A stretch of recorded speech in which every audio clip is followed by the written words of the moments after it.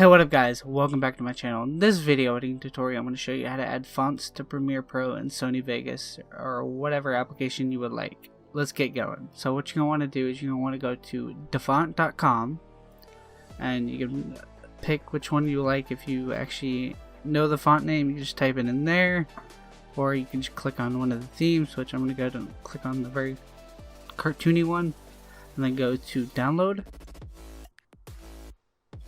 Put it wherever you like it. I'm going to go ahead and put it in my downloads folder. And then you're going to need WinRAR for this,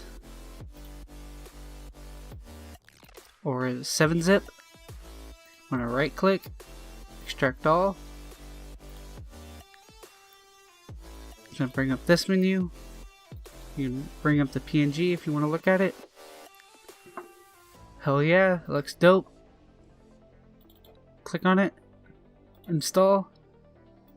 It's going to bring up this little menu, and then you can go into one of the applications. That's going to be the end of the video. If you like these videos, leave a like, comment, subscribe for more. Peace out, guys.